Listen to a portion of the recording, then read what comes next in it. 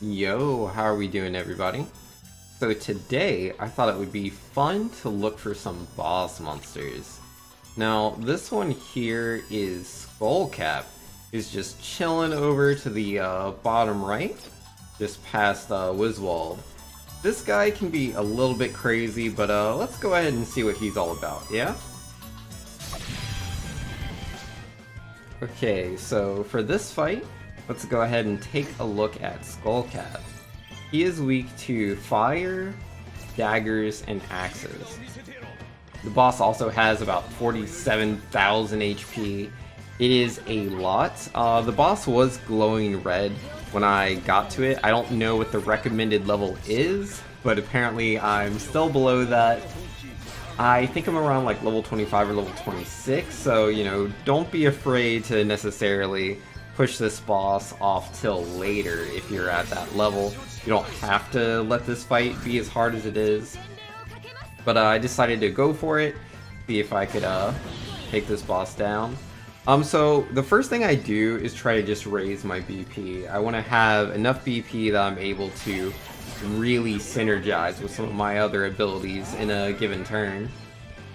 So the main things that I'm looking to do here, because yeah, I have my white mage, the two monks, and my red mage that's subbing black mage. I'm trying to use the monk's ability to increase fire vulnerability, and then on top of that, start doing some defense drops, which that my monks will be able to take advantage of. I probably could increase the magical damage more by using the artistry ability to lower defense, but I figured it was better to go for the physical defense drop, as I feel like I can deal damage more consistently with my monks compared to my red mage subbing black mage. But I thought it would just be nice to try out both and see how the battle evolves as time goes on, because sometimes as you're progressively going through the fight, the boss might start to use different abilities, which could potentially get in the way. But here we don't have too much trouble. I'm able to deal quite a bit of damage. It seems that increasing my attack, reducing the opponent's defense, and just using my powerful monk abilities is definitely leaving a dent into the enemy.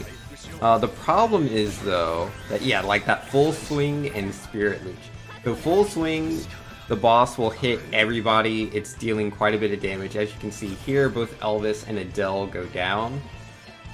Thankfully, I have a max level white mage, so I'm able to cast Arise on everyone, getting them back up to full HP. Very, very useful, because sometimes you do the raise, and you have to do the Kiraga after that.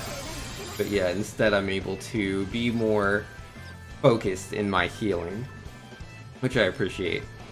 But another thing you have to look out for was the Spirit Leech, I think it was called, where the boss and the minions that he summons can take your MP away. Personally, I have Convert MP on Seth, so whenever Seth is taking damage, he can actually gain some MP, but that doesn't really completely negate the power of Spirit Leech. Spirit Leech is very, very annoying. Thankfully, I just have a lot of ethers, so even if I run out of MP, it's not too big of a deal. But it can prevent me from taking the turns that I want to take, so just try to be aware of that. As far as the summoning of the other monsters, I'm not entirely sure how this works, but I believe that when you attack Skullcap, there's a chance that he will summon another mushroom enemy. And these mushroom enemies themselves deal decent damage and can all Spirit Leech. So the more of them that there are, the more difficult it's going to be. So once again here, I'm just trying to increase fire vulnerability and lower the boss's defense, and then once I get there, I'll invigorate and do some Flames of War. The Flames of War, very, very powerful attack, able to do so much damage.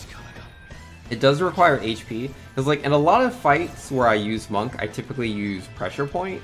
But when I utilize Pressure Point, it costs BP, so if I'm not careful in whatever setup or strategy I'm using, I might find myself going into the red and not taking as many turns. Whereas if I use attacks that use HP instead, like Flames of War, I'm able to get out many more attacks throughout the battle. Especially when you have a max leveled monk, they get a special ability, a passive rather, that allows them to take more turns when they're using default or martial art abilities. So I really try to take advantage of that. But yeah, this fight is not too crazy.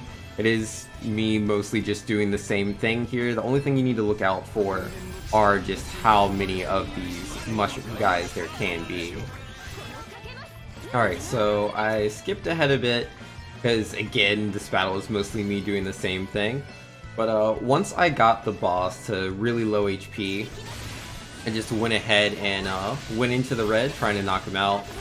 And because like at this point, the only thing that I need to worry about are the additional enemies.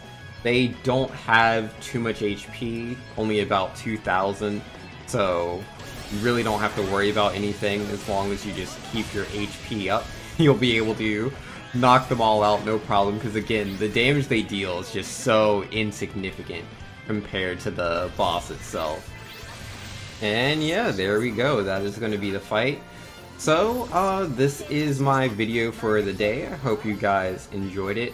If you have any comments, like if you have different strategies that you use, if there's anything you think I could have improved on, please let me know. And yeah, hit that subscribe button if you want to see more Bravely Default 2 videos, as I will be making a lot more of that going forward. Peace!